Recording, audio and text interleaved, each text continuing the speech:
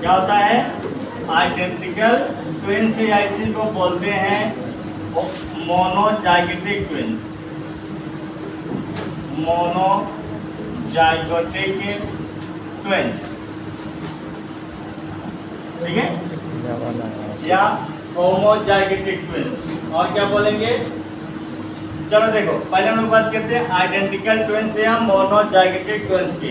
Identical का मतलब क्या है? एक समान, ठीक है। आइडेंटिकल का मतलब कि जब एकल प्रसव के दौरान जो है दो बच्चे जन्म लेंगे वो क्या होंगे? सेम होंगे। कैसे होंगे? सेम।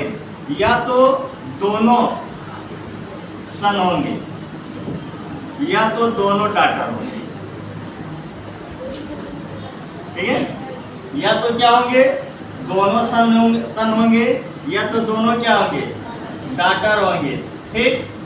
अब देखो इसमें क्या होता है, क्लीवेज के दौरान आपको पता है ना, जब हमने बताया था क्लीवेज विदलन के टाइम में, ठीक।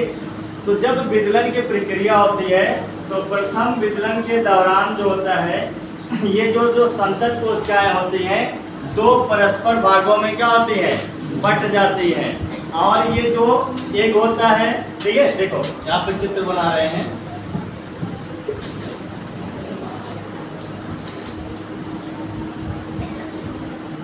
देखो ये क्या है? एग है, ठीक है। ये क्या है? एक सेल है, ठीक। और इसको क्या करेगा? एक ही स्पर्म फर्टिलाइज करेगा, ठीक है। अब इसको क्या करेगा? एक स्पर्म जो इसको क्या कर देगा? फर्टिलाइज कर देगा। फिर ये आगे बढ़ेगा सेल, ठीक। फिर सेल में क्या होगा? डिवीजन होगा ना। सेल में क्या होगा? डिवीजन होगा, ठीक। जब इनमें क्या होता है? पहली बार क्लीवेज होता है तब ये क्या होती हैं? दो बराबर भागों में विभाजित हो जाती है, ठीक है। कैसे हो जाएंगे? दो बराबर भागों में विभाजित हो जाएंगे। और ये क्या करेंगे?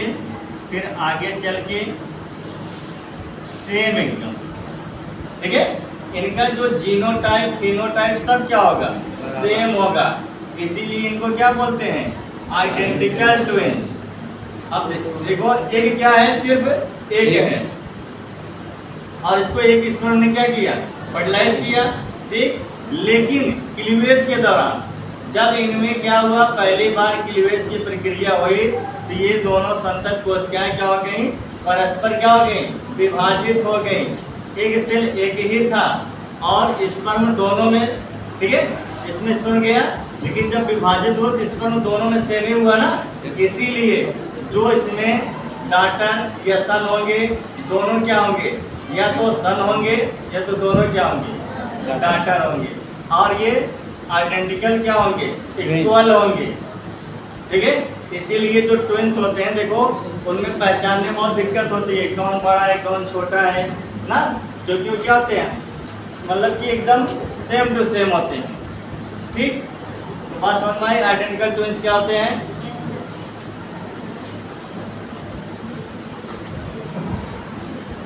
चलो अगला देखो,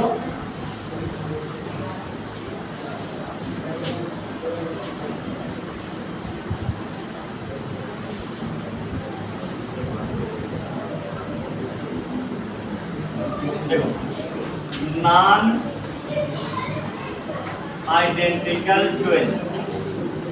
नॉन आइडेंटिकल ट्विंस या इसे बोलेंगे डाईजाइगोटिक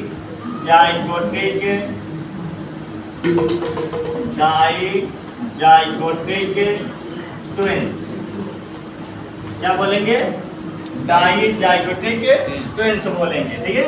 नॉन आइडेंटिकल ट्विंस या डाई मतलब कि अब इनमें संभावनाएं देखो, उसमें हमने जो बताया मतलब कि आइडेंटिकल वाले में अगर कोई पारिस्थितिक कोई प्रॉब्लम आ गई तभी दोनों डिफरेंट होंगे, नहीं तो उसमें 100% इक्वली क्या होंगे?